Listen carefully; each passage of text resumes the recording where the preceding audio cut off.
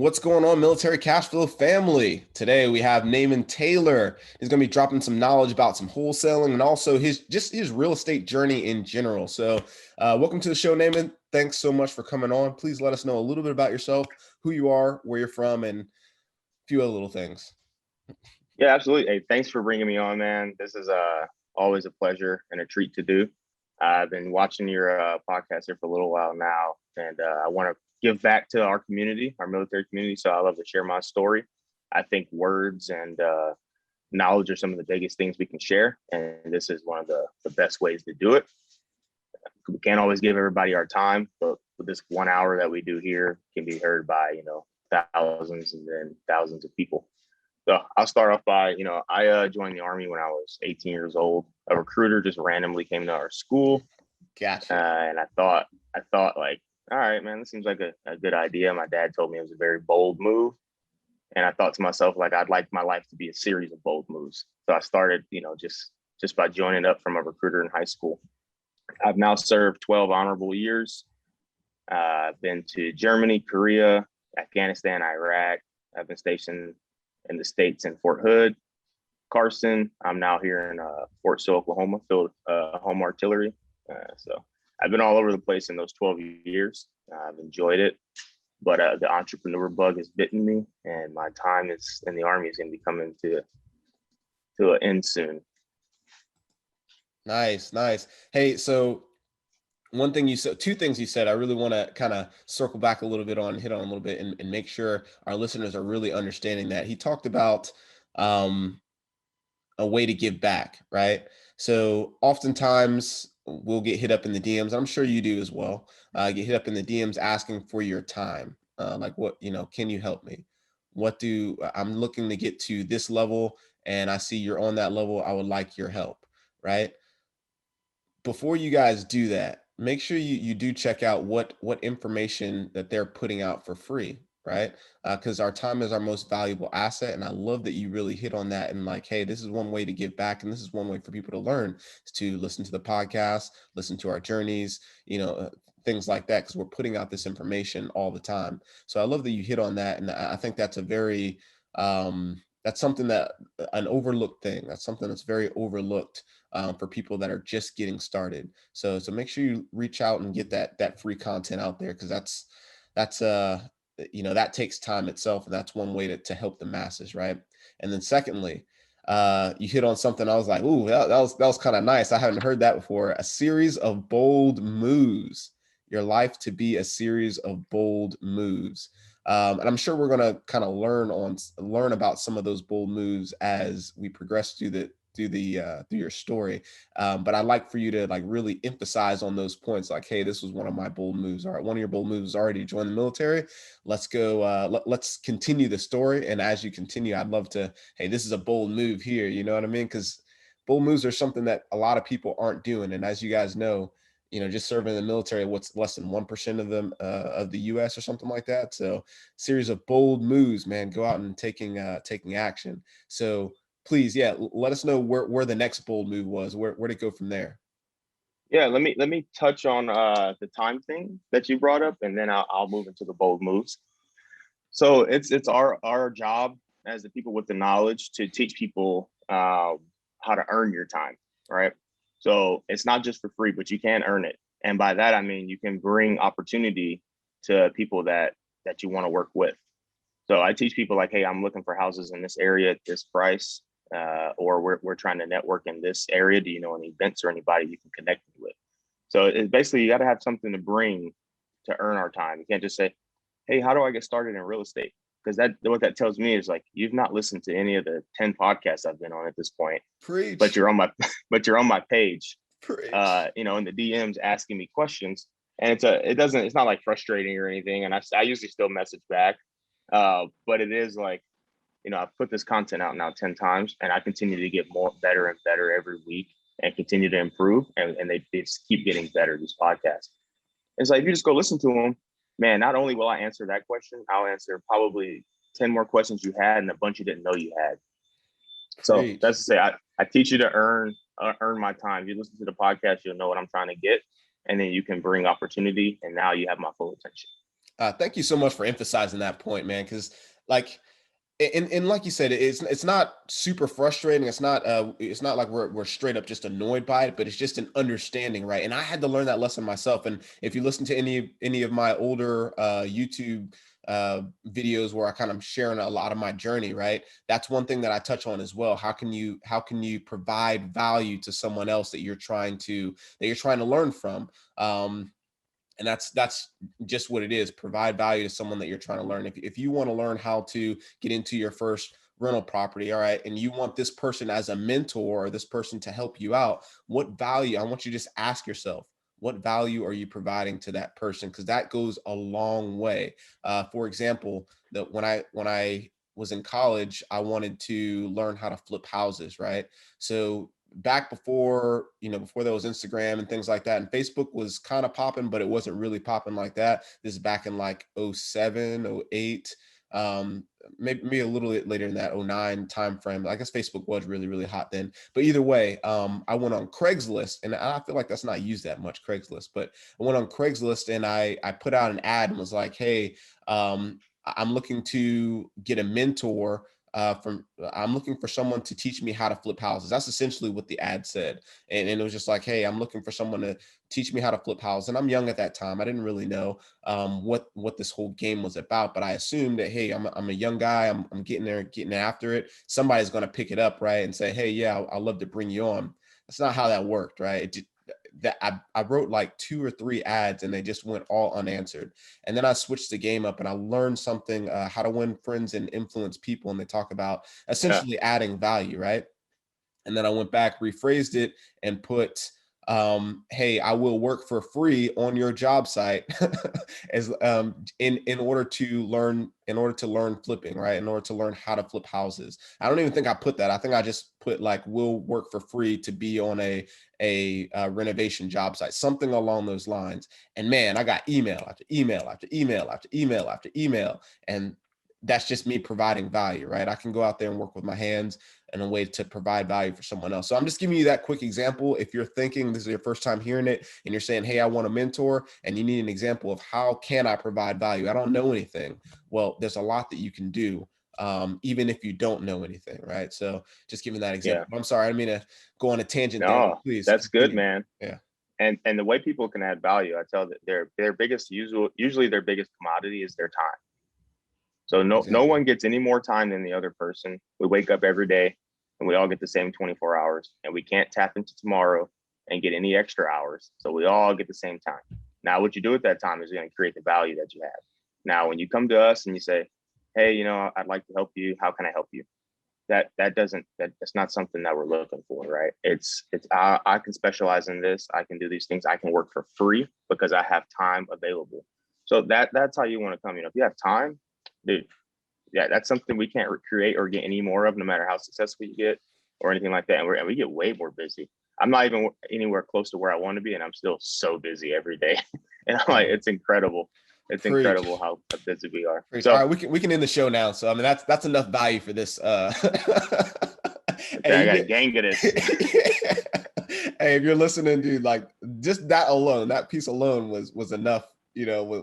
Was extremely valuable, right? It was extremely valuable. You understanding that, especially if you're trying to get into this and you're trying to learn how to flip properties or do rental or do wholesaling or buy and hold, whatever you're trying to do, right? Just that alone, if you can understand that alone, man, you there'd be so much success, right? I think Jim Rohn has a quote is like, you can get anything in the world, something I'm paraphrasing here, but you can get anything in the world as long as you're willing to help enough people reach their goals or something like that. But I think you understand the premise. Yep. But Yep.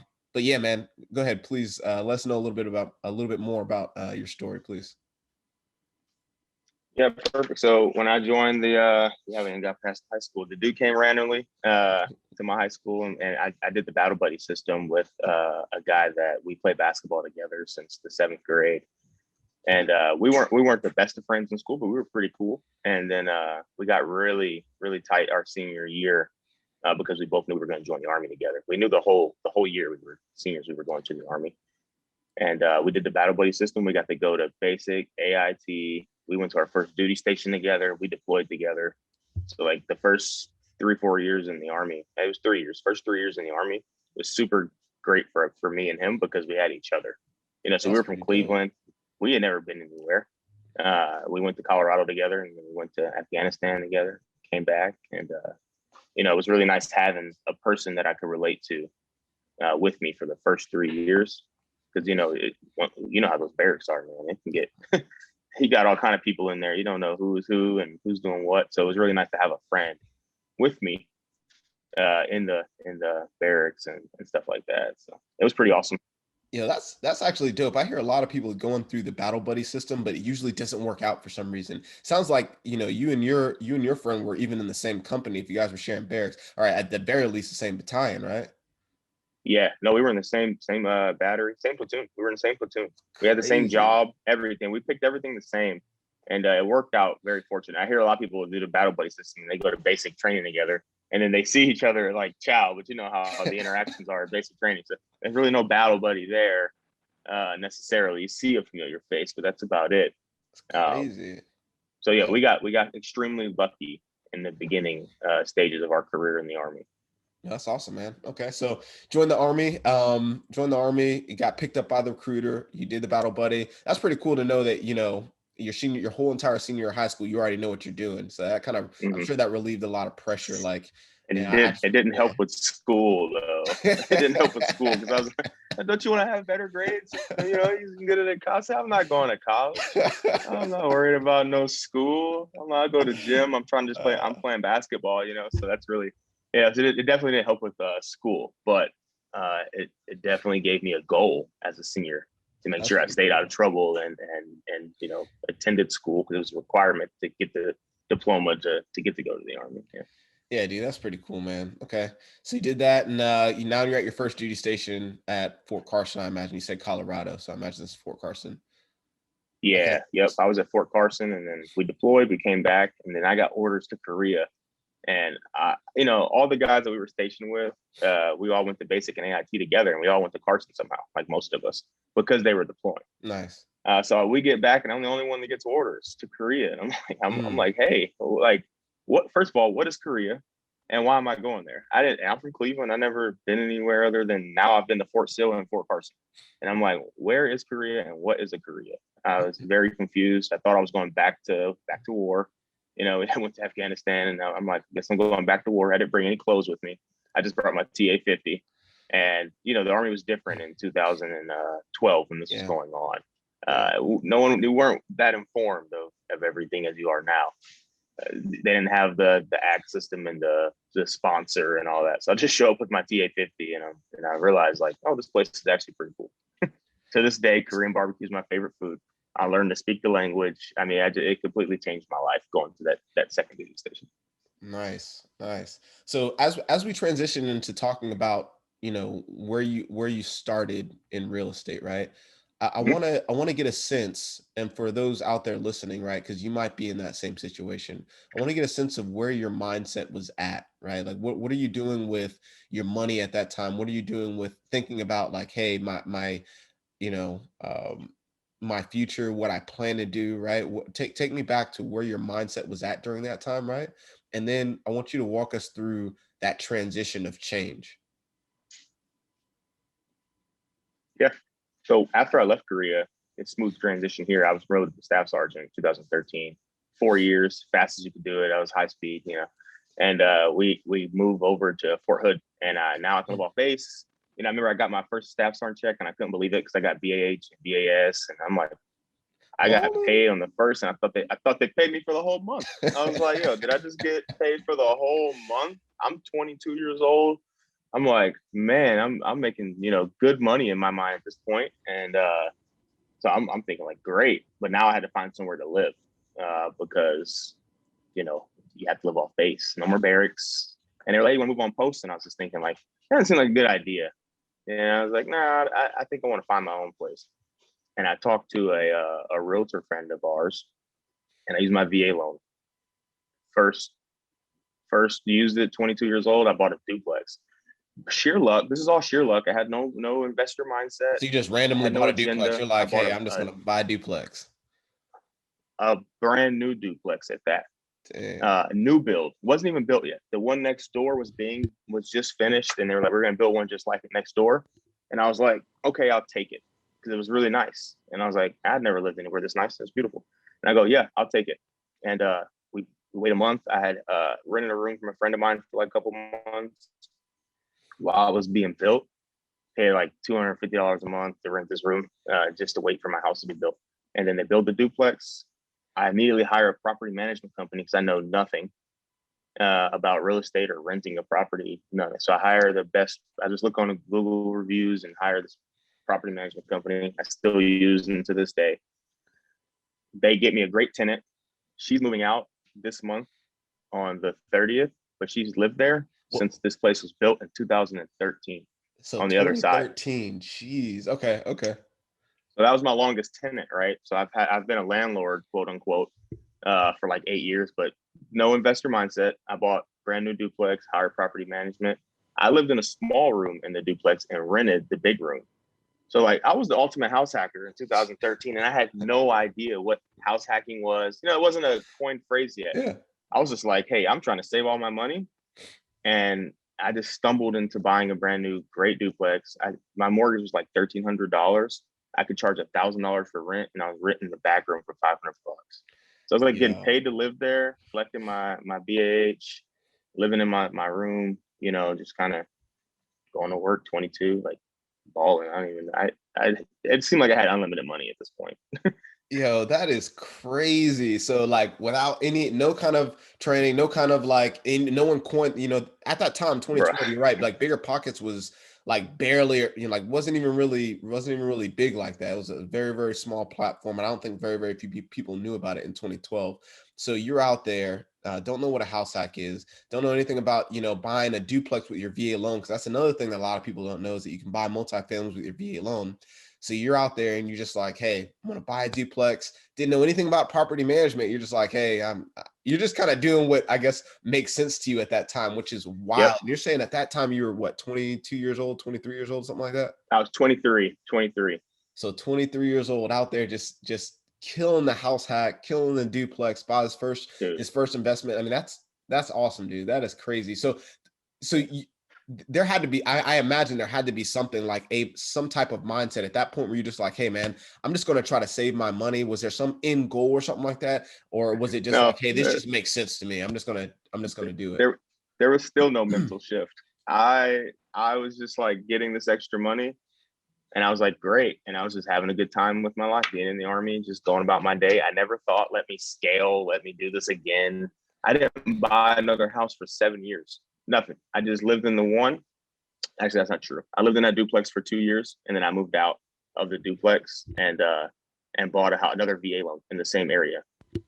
And they allowed it. The VA allowed me to move because I needed more space. Okay. Was it another duplex? Was it another duplex or a single family? No, I bought a house. I just bought a house. I was ready to move. I was ready for a little bit more space. So I was just like, hey, I'll buy a house. I bought a huge house in Killeen. And again, lucky dummy, so my friend Shaq calls it. But I didn't buy that like, let me get another investment property. I said, I'm looking for a new place to live. So I ended up renting, both units and cash flowing like $600 a month after I paid property management.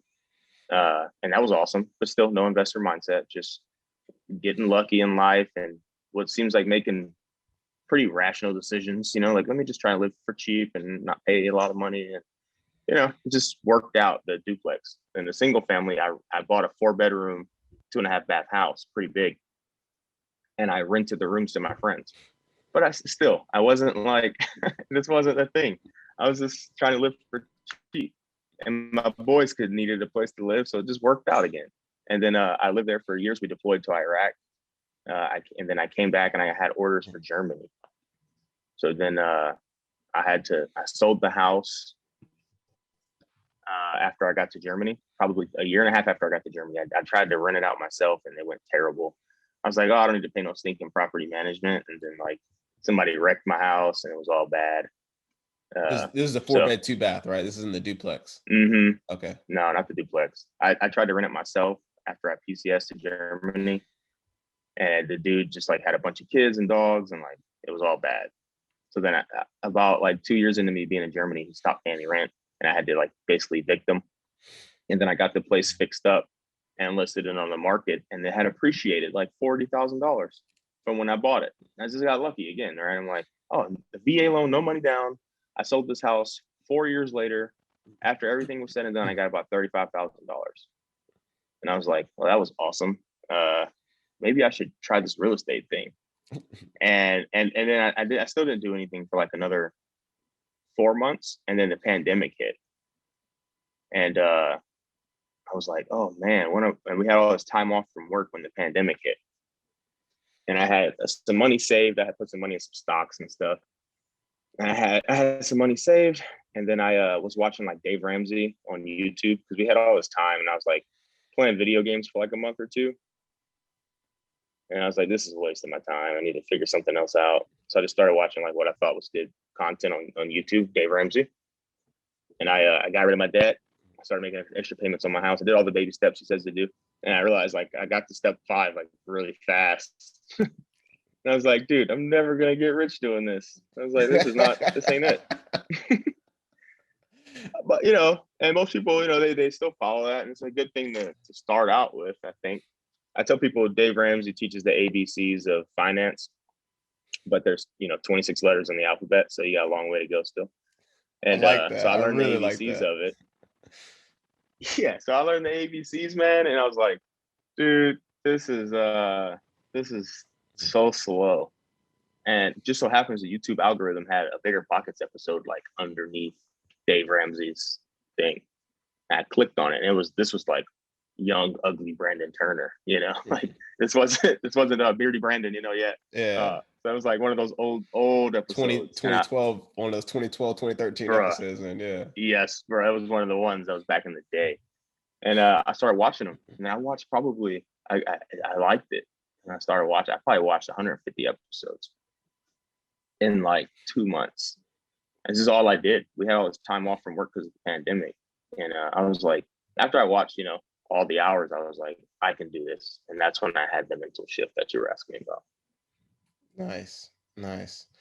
So going back to the series of bold moves, man, you did make a series of bold moves just in buying the duplex, and you bought the second one, now we're about to transition into the actual real estate journey. It seems like I think those are yellow. If you guys don't watch this on YouTube, I think you got a bunch of yellow letters back there. I'm assuming that's what that is. Oh, bro. Are those your yellow letters? All right. These are my returned yellow letters. Oh, snap. Okay. We're gonna get into that. I'm kind of doing a little foreshadowing here, but yeah, man. So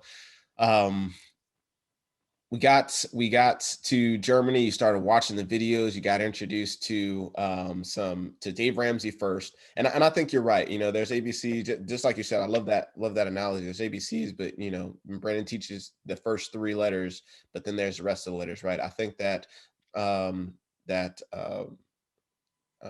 Dave Ramsey is a phenomenal teacher to beginner investors, or not beginner investors, for beginner learners that are trying to learn just general knowledge about finances, right? But in order to like really, really build wealth, I think it's very, very hard to build wealth the way that he teaches, right? And then you have on the opposite end of the spectrum, right? The complete opposite end of the spectrum, people like Grant Cardone, right? Who teaches like, hey, debt is great, to get as much debt as possible, right? And I think he's for another type of investor that already has met success and has a lot of capital and might just have money. They pretty much already won at the finance game. This beginner finance is nothing to them, right? They have massive capital. They're starting to really, really build money. And I think his teachings are for them. I think most people in the military lie somewhere in the middle between the far left of Dave Ramsey and the far right of Grant Cardone, somewhere in the middle. And they're really close to Dave Ramsey. I'd say they're more towards Dave than they are in the middle of Grant. I would agree. Okay, I would agree that. I can see that. Because I don't necessarily agree with Dave Ramsey at all anymore, but he's just part of my story. So I have to bring him up. I don't love his content anymore, but he's just part of my story. And I think it is important for people to at least understand what he's saying. Yeah, those baby steps. I think those baby steps are crucial. Now that you're saying that, I guess the mass majority of the military, they could definitely use the the beginning steps of the beginning phases of that baby step journey, right? Dude, Getting just look at the your Barracks savings parking right. lot. Yeah. Just look at the Yeah. Barracks parking lot, and you'll see all the brand new cars that are out there, all the depreciating assets You're that right. people are picking up. All the house people are using that VA loan very much incorrectly, buying too much house because they can.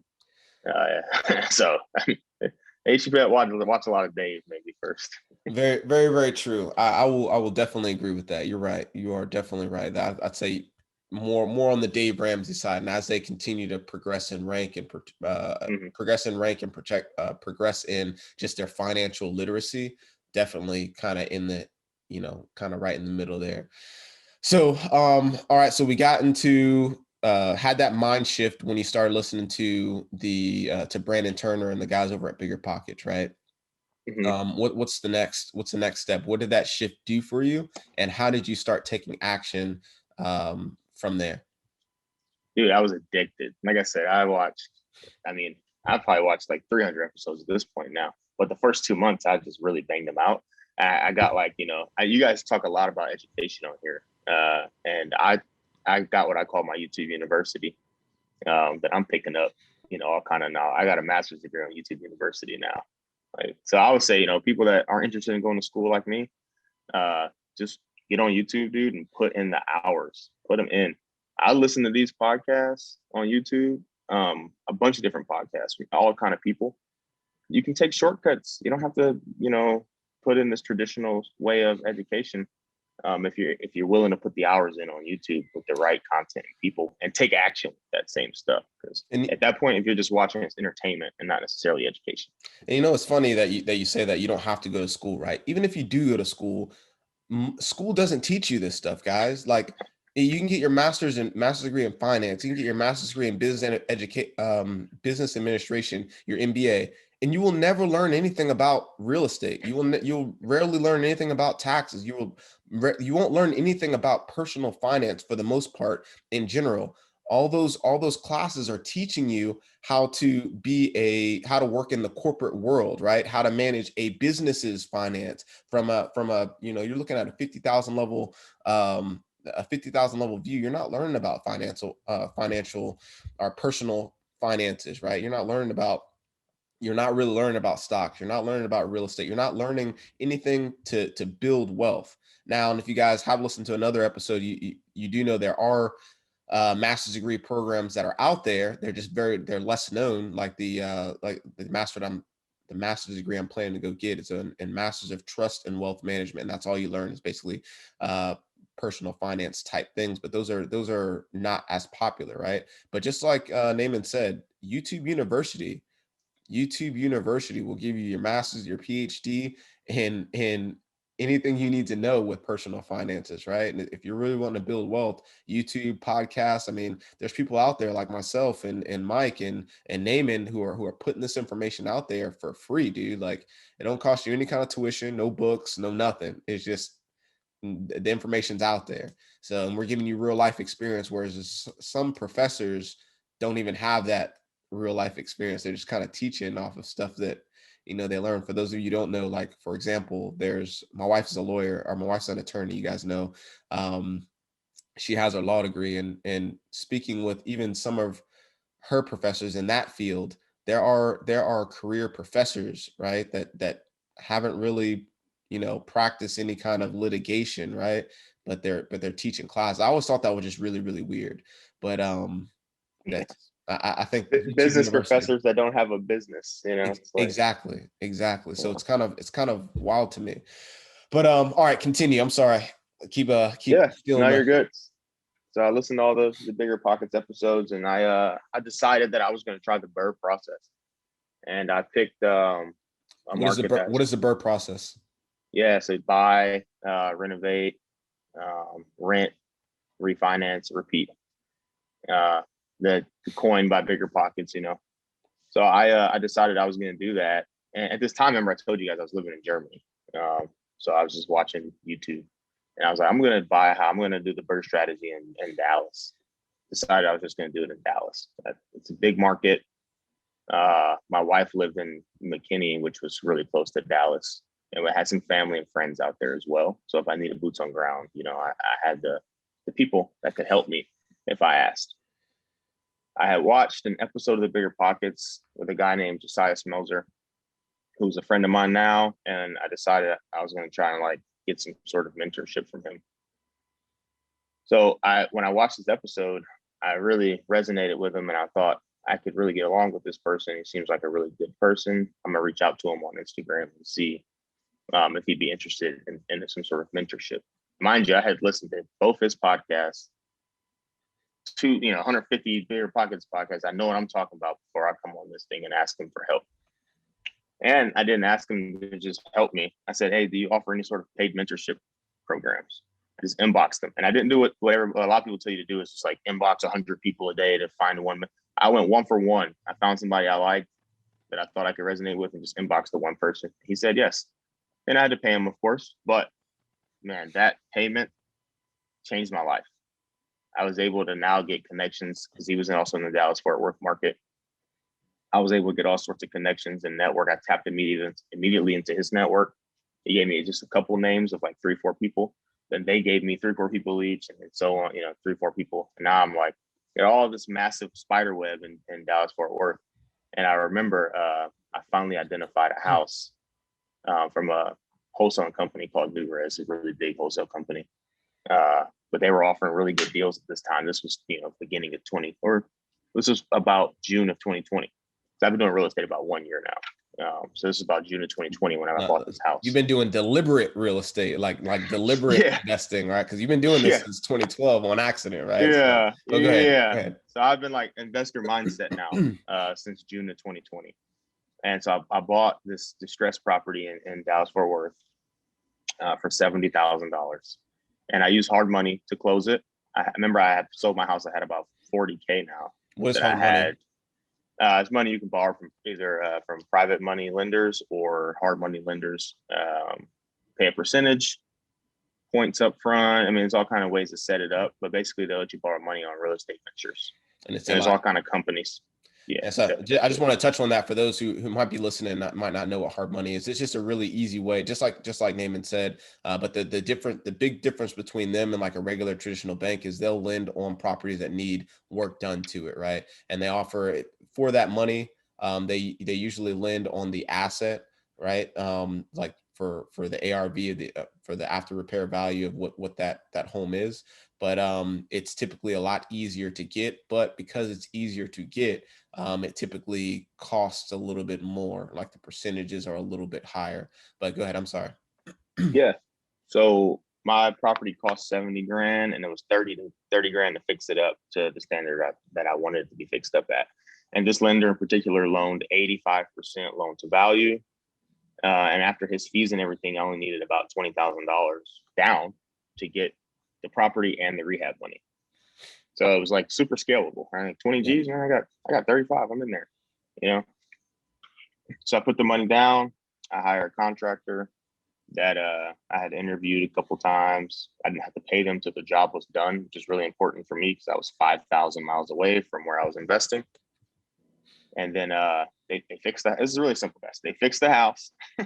Right? I didn't do anything. I never seen this place. They went and gave me a bid. And this is the bold move we talked about, right? I said, I'm just going to do this. I'm not going to wait. I'm just going to do it. And I remember when I bought the place, I had this crazy anxiety. I walked around the block like 5 times, like, oh my God. Bold moves, baby. Bold moves. At this point, $20,000 was like everything. I'm like, dude, this is so much money. This is like half of everything I have. I was freaking out a little bit. I bought this house. It's not even in good shape. This was like still, I listened to all the podcasts, right? But this is still the first time I did it. So I'm like, oh my God, what did I do? My wife's going to be so pissed if this doesn't work. So the house, 70-30, I put the 20 down. It gets fixed up and the appraisal comes back at 140. So like, bam, 40K forced depreciation, right? First deal, freaking great. Pretty good deal. Yeah, nice little deal, right? And then I wasn't trying to flip houses at the time. I was just trying to build a rental portfolio. So I didn't take any money out at all. I just refinanced it, period. Yeah. Yeah, I didn't even try to get any cash back because I wanted the cash flow as much as I could. So I'm like, I just got this $140,000 house for $20K. You know, it's okay. And then my mortgage now is like $400, but I can rent this place for like $1,200. So I just refinanced it, got a renter in there, and we still have this house. I mean, obviously I've only been doing this for a year. Probably didn't sell it yet. The guy signed a 2-year lease actually. So we still have, all the properties that we BRRRR'd, but I did it the first time and I was like, dude, I can do this like 5 times over if it's that easy. So I did, like, at one point I had 5 deals open at one time. We did another duplex. The house I'm in now is a triplex. We did a triplex. We did 2 other houses in DFW that we converted a garage. Hard money and cash, and raising capital, burning out, giving people their money back. We just did it a couple times over. Yeah, man, you just, like, what you just said there in that, like, last 5 seconds is kind of a breeze over some things, but what you don't understand, man, that's a lot of work. That's a lot of work, and it's that's a lot of dedication, especially if you were overseas for most of that time, right? That is extremely commendable, man. Like, that's freaking awesome. And where are you at right now, as far as Oklahoma? As far as your door count right now, because you said you did this a bunch of times. You just did this over and over again. Yeah, we're at 20 rental units now. So in 1 year, you did basically, well, that's so basically 18 then, because you already had your duplex, right? Your duplex from 2012. So you did, you made you built an 18 unit portfolio in the last year. Is that what you're saying? Yeah. Yep. Yeah, year and some change. That's phenomenal, dude. That's absolutely phenomenal. Now, since you've clearly mastered that lane, what I want to do is kind of unpack just a little bit of the process of how that works, because I think this is going to be very appealing. Once people hear this, they're going to be like, man, how can I go about doing something very similar, right? And how do I scale at that level? Because my very first deal was a BRRRR deal too. It was exactly the same way. Did hard money, did all this other stuff, and I made videos about it and everything like that. But did not have that type of the level of success that you had with scaling, right? Because I should have sold mine because I was on the cash flow on like $110 or something like that a month, whereas you're cash flowing a lot more, right? So what can you walk us through, like, very, very I guess, like, elementary style, through the process of finding the home? I understand we understand kind of how the hard money works, but I don't think a lot of people will understand that, the hard money lender will pay for the purchase and the rehab and then the whole loan to value thing, right? And then what you're doing to manage the contractors, because that was the biggest thing for me going through renovations as well, managing contractors. So can you just touch a little bit? I don't want to take the whole entire podcast and talking about it, because I want to jump into where you're at right now, but can you give us just a like kind of an elementary style, step by step, how to go through that if you're trying to do the BRRRR method? Yeah. So when we're finding the house, what I did was I just used a big wholesale company originally. Yeah. New Res, there's a bunch of big wholesale companies that you can find distressed properties with. That's what we do now. You can find them for really cheap prices for the most part. Now it's kind of tougher because the market's crazy. But you can use wholesalers to find houses, or you can use Facebook, Craigslist, like you said earlier. There's a bunch of ways, or you can just, if you know a neighborhood you want to live in, you're already there. Drive around, look for distressed property, and then see if you can't, make an offer and then use a hard money lender to purchase it. Now, hard money lenders or private money lenders, like, grandma, or you've got a rich uncle or friend, you can borrow money to do this kind of stuff.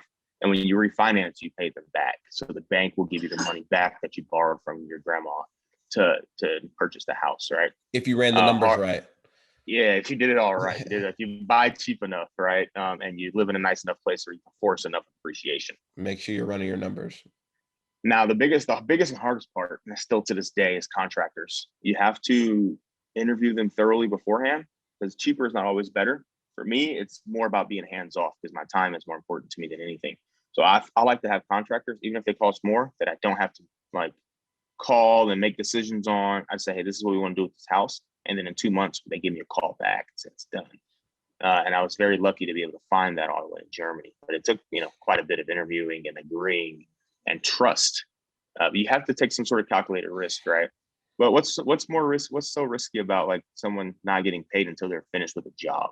So Well, you just I want to touch on that because that's awesome. There's honestly, you have to be a pretty big contracting company or these are some really good guys and they have a big business to be able to sustain that, because a lot of contractors won't support the material, or they'll ask for half up front, or they'll ask for a portion up front. I mean, I've touched on that heavily. Like, don't ever, I mean, in my opinion, I never pay up front. I will never, ever pay up front, because that's how a lot of people just straight up take your money. And then you hear those horror stories. You never hear from them again. Right. yeah. So it's very hard to find contractors that will wait until the end, because they're taking risk on their side as well. They could, and even though they have a lien on your property, they don't get paid unless you sell it. Right. Yep. So they're taking risk on their side as well by doing all the labor up front and you're saying they're buying the material as well up front. And then what if you don't pay, or what if you guys have a disagreement and, the owner says, I don't want to pay. Right. So that trust goes on both ways. But yeah, man, that's how did you go about finding the contractor that kind of met your criteria? Yeah, it was interviews. So I was in Germany just like taking WhatsApp calls with different contractors and like getting on just like this, looking them in the face, talking to them. And I came across a good one that was recommended by my mentor. There you go. Actually, That's what I was waiting on right there. yeah, they were recommended, but I still interviewed them I'm not just gonna, those are used, great, I'm just gonna use them too. So I interviewed them, explained my situation and what I needed it to look like, and they agreed. They were just good, nice people. But I took the time to figure that out about them. So yeah, you got to just take your time and figure out, and also be genuine yourself. It helps. That's why, I'm open book. I try not to have any agenda, so I can just say whatever I want to say. Just be a good person. You don't have to like watch what you're saying. Very true. Very, very true. Okay. So you got the contractor to finish the property for you. He calls you back 2 months later. Now what happens? Then the appraisal went out from the hard money lender. And they told me they are pretty stringent with their stuff because they want to make sure that they don't get played. So they tell me, oh, your house is worth 121,000. And I'm like, really? That's not the comps I got. But that's not what the bank got either. So they came back at 140. But the hard money, that's the way they do it. They make sure that their money is written in for sure. They don't want to get burned. So I was a little bit upset at first, like, man, I only made 20. Well, not only, but I was only able to force 20,000 in appreciation on this job when I thought I was going to be able to force at least 30. So those numbers weren't making sense to me at first, but once I got the actual numbers back, I was like, this is a good deal. And I do all my BRRRRs to flip ready, like flip properties, not just to get them rent ready. Two exit So strategies. I like to force as much appreciation as possible, even though I'm going to rent them. I don't care. I'm just going to make the nicest house possible because I can charge the most rent.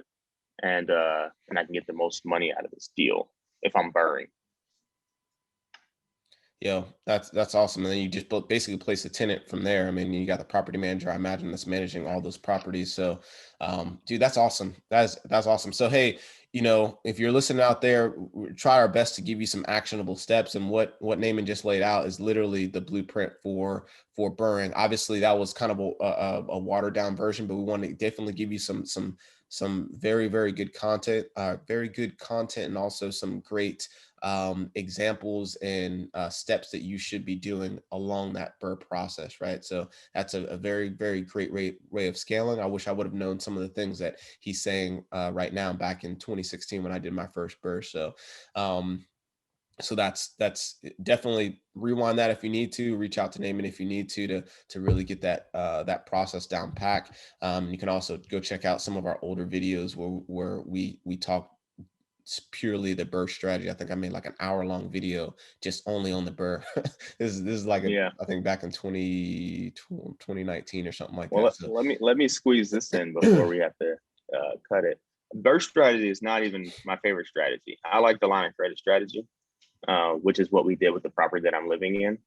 I partnered with a friend of mine. We had both saved up a bunch of cash, and I had flipped the house and made some cash on some wholesales. We both had around like 70 grand each. but we only needed to purchase this property here. It was a foreclosure on a app that I bought off of an app called HomePath. We bought it for $70,000. We put $40K into it, right? Because we both had some cash to do it. So we were 110 all in on this deal, and it's 3 units. So then we got it appraised. It appraised at 160.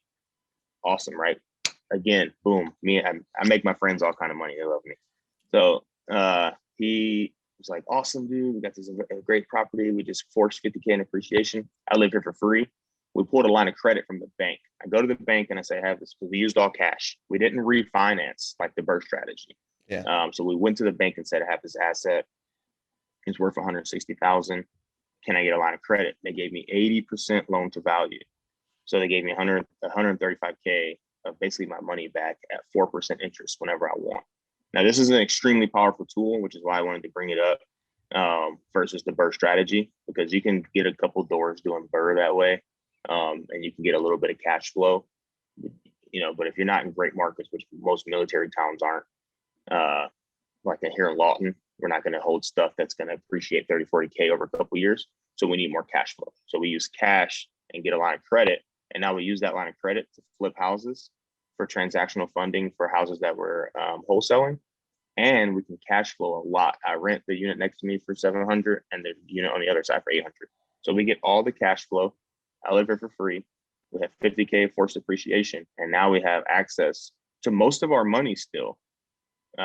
We have to leave some with the bank, but most of our money we have access to use as we please. So if you have cash, I would say the BRRRR strategy is not necessarily the best strategy for you. But if you only have like 30, 40K and you got to keep reusing it, by all means. But if you got a little bit more than that, or you flip a couple, it can get a little bit more than that. The line of credit strategy is amazing. It's changed the way we operate.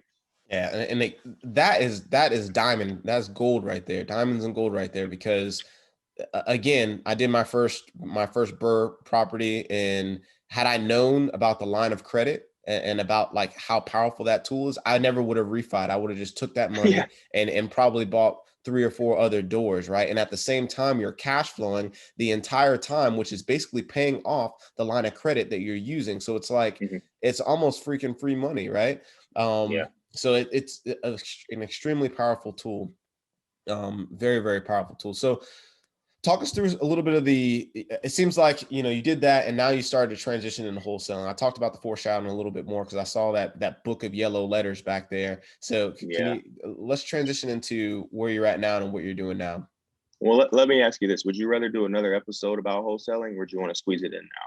Dude, we can, I'm not worried about I think we're like 50 minutes in, so we're good, man. We're good. We're good. Okay. I just want to make sure listen, that I know your time is valuable. I'm just going to go golf when we're done. So like, I'm good to do whatever we need to do here. But yeah, I'm down to share, man. I love this stuff. And I want to help as many people as possible. And wholesaling is the best way to help everybody, because you don't need any money to start. You truly don't. We ordered door hangers. It's like $100 from Ballpoint Marketing, which is like Ryan Dossey's company. And there's cheaper ways to get them. I just, I like Ryan, so I support his company. And we give them out to people that are looking to get started in real estate. And we're like, hey, if you hang this on the door and take a picture of that distressed property and send it to us, we can JV on deals, right? So that's a super cheap way to get in. It's like driving for dollars, and like people write down the addresses and try and contact the people.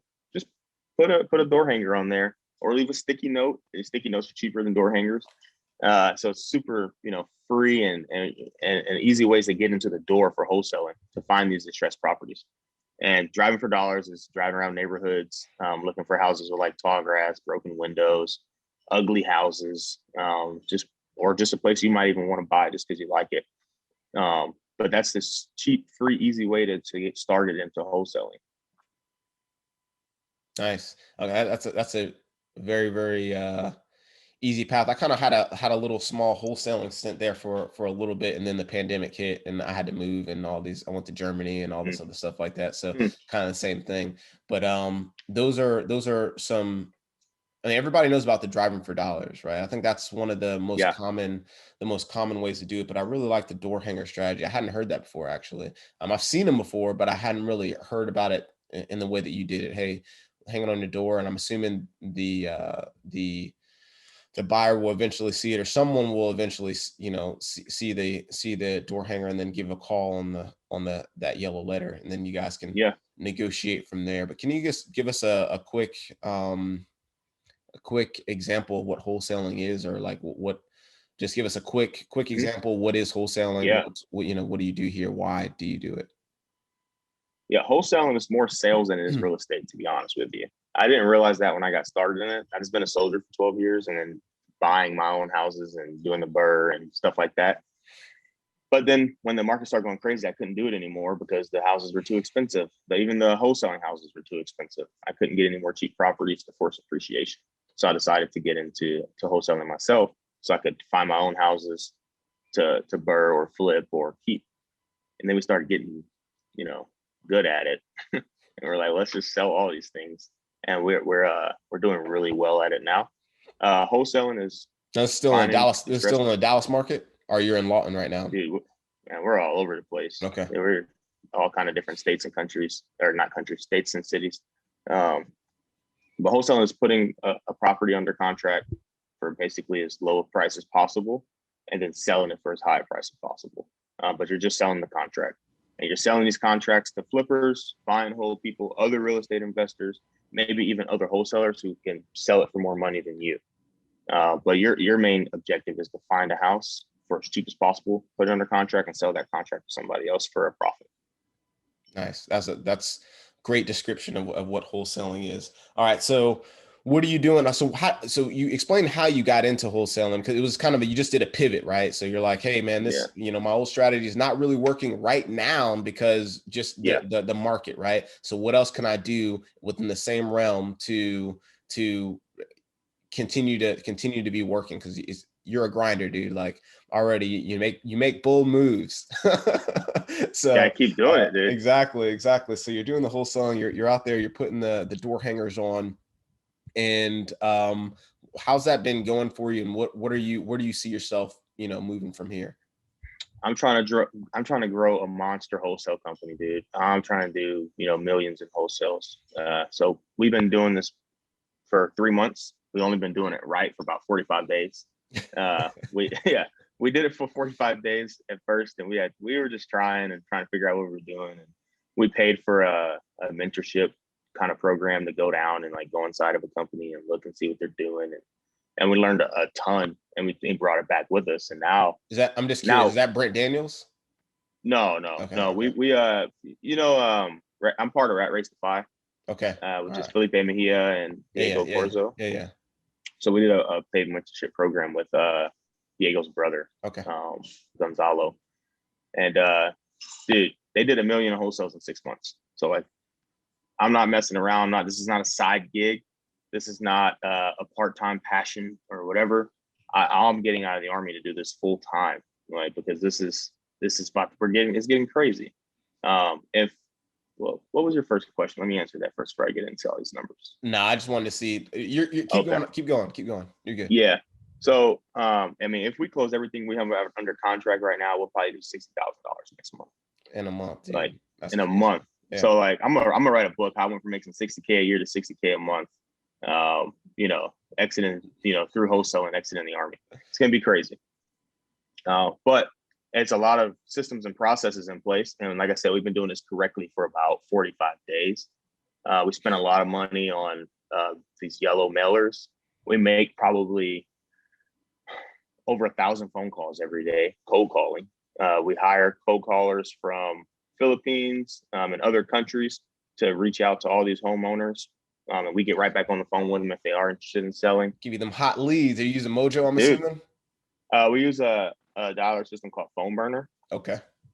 Yeah, we might switch to Mojo though, because they have the triple dialer and stuff. Yeah, triple dialer is no joke, man. Yeah. So, but like we're a company of 6 people right now, and I'm still like, working every day in the Army. So it's a little frustrating for me to have to spend so much time. I'm at PT, then I'm at work, and then I get off, I do lunch, and I'm like trying to make leads. Yeah, exactly. I get it, man. I get it. Grinding. I'm putting it in. But you listen to Jim Rohn. One thing I wanted to share with people was like right now, I'm working full time on my job and part time on my fortune. I don't know if you heard that. Yeah. So like I truly love that, and it won't be long until I'm working full time on my fortune. And I truly, I'm passionate about wholesaling and real estate investing, and I wanted to get as much of this information out as I could for people, because like we don't make enough money in the Army, and there's so much abundance out there. And this is just one avenue, real estate investing, but like there's so much you can do if you decide to just change your mind. I made a video on my Instagram this morning. I ran before the podcast and like clear my head, just push ups and stuff. I made a video, like a little reel or whatever. I'm trying to get better at Instagram. Like if you want to, change your circumstances, you just have to make a decision. If you decide that, hey, I want to live by the beach. Well, Lawton is not by the beach, right? So I got to figure out, hey, if I want to live by the water, I got to make a decision. How do I get to live by the water? I want to live in a high rise. How do I make a decision to live in a high rise? So I've continued to make these decisions for myself, and it has not always been comfortable, as you can imagine, with being in the military. But bold moves, right? I made a bold move at 18 to join the military. I'm going to make a bold move at 31 now to exit, and it's not going to be very comfortable for me and everybody that's around me. But at some point, this life is going to change, and it's going to be beautiful. And one day I'm going to be by the beach in that high rise, driving the car that I like because I decided I wanted to, not because I got lucky and my job changed and I hit the lottery or anything like that. I decided I was going to find a way to make more money, and I made those decisions, and I put in the hard work. There's no luck over here, just hard work. And you got me hyped up right now. You can't really tell right now, but I'm ready to go on a run. I'm ready to go, put out some door hangers and stuff like that, man. Hey, that's awesome. I want you to seriously, if you're listening, I really, really want you to just rewind that last like minute and a half or something, because there is so much power in literally just changing your mind. And even if you have a full-time job, I got a full-time job, Naaman's got a full-time job. We're both in the military, right? I'm dual military and I got 2 kids, right? So, but it all boils down to changing your mind and finding the little time that you have available to work on your fortune, right? I mean, we all know in the military, you're not going to get rich, dude. Like you're not going to get rich in the military. That's what it is. So, but if that is your goal, is to become extremely wealthy, build a fortune, you're going to have to do something outside of just the military to do that. Right. And I love that you hit on that, right? I mean, everybody has that opportunity, right? Instead of sitting down and playing those video games or, watching the TV and stuff like that. I mean, you can really be going out there and building your fortune. It only takes part-time to build that fortune, right? And now you're making an extremely bold move to get out of the military at 12 years, right? Which is, I think that's right in that sweet spot where everybody's like, what do I do? What do I do? Like, if you hit 12 years, you're like, I only have 8 years to retire. What do I do? And he's like, hey, Naaman's making the decision, like, no, man, I'm going out and I'm making this bold move. I'm going to get out, and I've been working the past, about year or so on my passion and on my fortune. Here, I'm going to continue working on my passion, my fortune. I already have the blueprint. I've already got the systems and everything down packed. Now I can get out and commit all of my time to building this fortune. Right. And I really, really commend you for that. I really love that story. It definitely speaks to me, and I'm sure it speaks to a lot of our listeners out there. So yeah, man, definitely. Thank you for that. Yeah, man. Yeah. I mean, it really comes down to what are you doing and what is it going to make you become? I mean, if I stay in the Army, I'm going to be probably a retired master sergeant or CW2, 3 or something like that, right? Like if I try harder. But is that what I want at age 41? I'd really like to be done with all this stuff and just be choosing to do whatever I'd like at that age, not getting a $5,000 to $6,000 pension and then still going to get another job, because I'm aiming for $20,000 a month, not 5 or 6, right? At least that's my my basement for that. So another, hey man, I know you like Jim Rohn, dude. So like when he says that's literally my favorite speaker. Literally my favorite speaker. So when he says like profits are better than wages, yes. I'm looking at the wages that I've been collecting for the last 12 years, and I go, I can out earn that in probably 1 year by working on profits. Because we have other things that we do too, man. We rent cars on Turo. We do e-com. I have my rental portfolio. We wholesale. I mean, I'm sure there's some other stuff in there multiple somewhere. Streams of income. Yeah, dude. And I still getting the check from the Army. I don't turn that down. But You gotta just do a bunch of stuff, man. And you gotta make sure like the things you're doing are worth your time. And if you're happy with wages, there's nothing wrong with that. I lived a pretty fun, good life still for a while with just wages.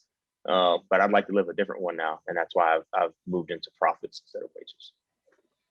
Phenomenal, man. Phenomenal. That's an amazing. I love that, just that mindset in general, man. You know, you definitely want to be around people that have that mindset, because those are the people that's going to push you towards growth, right? So the people that we bring on this podcast always have the same mindset, man. That's one thing I love about doing this podcast. Yes, I love putting the information out there, but I mean, there's a little bit of selfishness to it as well, because I get to meet great people like Naaman, and I get to talk and kind of reignite that flame of drive and ambition, that I have to work towards my fortune and my goals, right? And it just takes literally being around people like that and consistently talking to people like that can elevate your game and push you into a different level, push you to a different level. So it's great stuff, man. So before we wrap up, is there anything else you want to kind of touch on about the wholesaling, or touch on just in general? Yeah.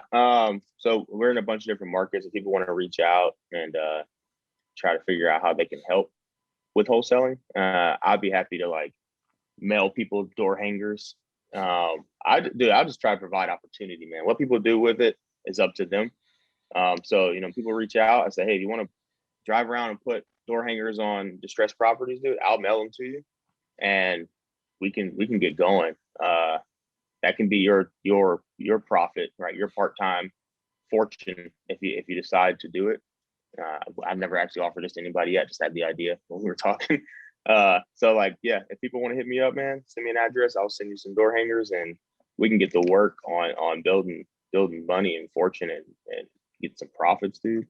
But you got to have something else going on, man. You can't just be going through the army waiting on 20. There's nothing cool about spending prime years of your life waiting to be done with something. So find something you're passionate about and just pursue it. It doesn't have to make you a ton of money, but at least you're living something, something that's making you happy, something that you enjoy doing. You got to have something else. Don't just be waiting to be done with the army to find something else for yourself. Yeah, definitely. I wholly agree with that, because I mean, if you guys have listened, I am going to do 20, right? But I also have other things that I'm doing outside to continue building a fortune, because I already know the military is not gonna bring me the type of wealth that I want, right? And I'm not going to be working after I retire after 20, right? My wife and I are both, we're both in it for the long haul, and neither one of us are going to retire after 20. And that's why we're building these assets now, and continuing to build these assets and build this platform, right? Because we want multiple streams of income. We want to be at a certain place, just like Naaman says. We've made our mind to continue to build while we're in. And there's no saying that you can't do both. I just want to make sure you guys understand that. Like, you can definitely stay in, but still be doing the same things as Naaman's doing right now, which is going to be a little tougher, right? But it definitely can still be done, even with a family, even with whatever else you got going on. So. I love it. Love it. Hey, so if there was one piece of advice, go ahead. I would say, yeah, not to knock, staying in the military, dude. I thought I was going to retire from the military up until like probably 4 months ago. I was like, dude, I'm just going to stay in. I'm going to keep doing this real estate thing on the side. Like, it's working out great. I can manage everything. But I was also in Germany when I started this, and my time was different. So I would get off work at like 4 or 5 p.m. and it was just 9 or 10 a.m. in the United States. So I was able to work double, and it was really easy. But getting back to the States, starting my own company, having people that work for me, having to be accountable for a lot of stuff, you can't fit all that to 8-9 hours. It's impossible. It just doesn't work, which is why I made my decision to get out. I think if I still lived in a place like Germany and that was my location, it might be able to work, right? But, staying in the military for 20 years is still a great option for a lot of people. I tell all the guys now, because I feel like I'm almost a bad influence sometimes on staying in the army and stuff, just because how I'd be talking about things. And I'm like, if you don't have anything better to do, this is the best thing you could be doing. That's the best advice I can give people. That I feel is like honest and real. If you don't have anything better to do, continue to do this, because that's what I did for 12 years. I didn't have nothing better to do and nothing I was passionate about, which is why I joined in the first place, because I wasn't trying to go to school. And I did that for a long time until I figured it out. Yeah, it's definitely a very good launching pad for you to kind of figure out life and be gaining some type of skills at the same time while you're doing it. So definitely agree with you there. And then I know a lot of people are staying in because of family as well. You know, healthcare reasons, there's other reasons as well. But you're right, man. I definitely agree. This is a great launching pad, a great way to kind of find yourself and figure out what you want to do and what you're extremely passionate about, and then go pursue that. You know, you can start doing it while you're in the military and then continue to do it. And as you build to a certain level, like Naaman, right, where it's like, hey, it makes more sense for me to pursue my passion because I need more time to commit to it in order to outpace what I'm doing in the military. Then that just makes sense, right? So that's excellent, man. You dropped so many gems, man. Hey, so if there was one piece of advice, just one piece of advice that you can give to someone listening that wants to do what you're doing, what would that piece of advice be? I would say read as many books as possible. I just recently and I was a big reader as a kid, and then I stopped for a long time. I was just working, right? I don't have time to read. I was just working all the time. And then now I am more busy than I've ever been. And I still make time each day to read a little bit. But you can take so many shortcuts in your business or career by reading people's stories and books, man. I mean, I usually read like 2 or 3 things at a time each month. The last month I read 4 books. My goal this month is to read 1,000 pages. I realized each book is a little bit different, so I can't put books because I almost didn't make it last month. So I put 1,000 pages just to make sure I can hit that goal. But like, you learn so much from reading other people's stories, and like everything you're trying to do, someone already did it and they did it better. So like, just go read their story and figure it out how you can just put it into your life. So I would say just read a bunch of books, man, and that's the best advice I can give you. Strongly agree, man. I think that's a very overlooked thing that people aren't really doing, and they're like, I don't have the time to read. Well, if you're in the car and you're listening to music, man, hit that audio book, man. You got audiobooks and you can listen to books that way. Since we're talking about books, I think it's the perfect time to make a quick plug. Got Mike's book back here, The Elite Investor. I hope you can see it over there. Go pick that up if you want to learn how Mike got started and what his entire journey. He outlays it all through the Military Elite Investor. So definitely go pick that book up as well. It's on Amazon. And if you don't know, dude, I mean, you guys have listened to podcasts. Mike's an absolute monster.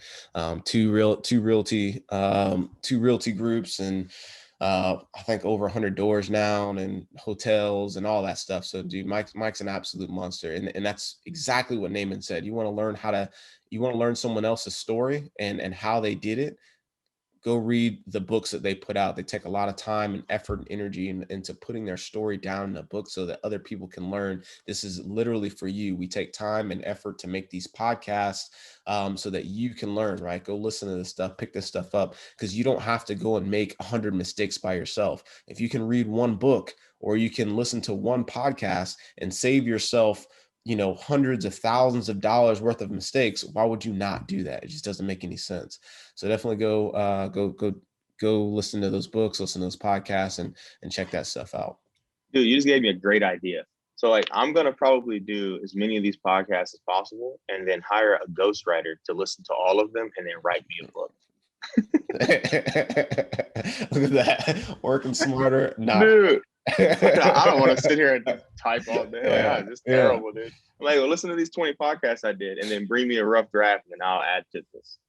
I'm not great at thinking of original ideas, but I can like really help recreate some stuff. Yeah. And that's awesome, dude. Like, I mean, you pretty much outlaid your whole entire story here, and they can write a baseline for you, and then you can go out and help other people with your story. Because and that's another thing I love about these podcasts. Every single person has something that you can relate to. There's a little bit of tidbit of information that you can relate to. They're all different. They're all the same, but because they're all talking about real estate, but they're all so different, right? And you can learn a little bit of something off of everyone. It's just good stuff. So I thank you for coming on and like sharing that knowledge, sharing your journey, giving that gold, that information. Really, really appreciate that. How can our listeners get in contact with you? Yes, I'm on Instagram, Naaman _Taylor, Naaman. Naaman_Taylor. That's my Instagram handle. I recently changed it. My wife was giving me a hard time about my last one. And my mentors told me I need to be more professional on Instagram. So now you got to say what your last one was. I mean, you just opened the door for it. Denominator. It's Uncommon uncommon denominator. That's I not love bad. that. Yeah, It's I don't cool, think that's right? bad That's at what I all. thought. Yeah, okay. But as I'm trying to do what I'm doing, it's becoming less about me on my Instagram and more about what I'm trying to do. So I think it would just help. And plus, I went by Taylor for a long time. So now that I'm doing real estate, people are trying to use my first name all the time. And I was like, I just kind of start using my first name now. It's just strange for me because I was just been Taylor for, 10 plus years. So, and then Facebook, Naaman Taylor. And then our company is Marching Time Capital. You can follow them on Instagram as well at Marching Time Capital. Excellent. I will definitely follow that. Hey, if you're listening, all that information will be down below as well. So definitely reach out to Naaman if you're trying to get involved in the wholesaling and you want some little yellow letters. You can some yellow door hangers. Send him your Addy, and he'll go ahead and send that to you, and then you can start JV and learning that way. You talk about adding value and providing value, right? And we talked about that earlier in the episode as well. Adding value, how you can help someone else out to be a mentor. I think that's probably a very good way of starting it out. So yeah, man. Hey, if you're watching this on YouTube, make sure you hit that like button, hit the subscribe button, hit the notification bell so you can get more of these dope ass episodes, right? And then leave a comment if you have any question. I'm sure Naaman will be on there to answer any questions that are there. If you're listening to this on podcast, share this episode with a friend, man. Like, we dropped some gems, dude. Like, Naaman put out a bunch of information there. So make sure you share it on share this podcast with a friend that could use the information, right? And then leave us a note if you got any questions, or leave us a review. We appreciate those. We do read those. Come join the Facebook group. Outside of that, man, Naaman, again, thanks so much for coming on. You got any last words? No, yeah, I'm just looking forward to the DMs, and thanks for having me on, man. I really appreciate it. I love that I can share this story, and this will probably be one of the biggest episodes I'll tell them to go listen to when they're writing my book. Yeah, you outlined it all. I appreciate it, man. Hey, so with that, this is Dan Wynn signing off.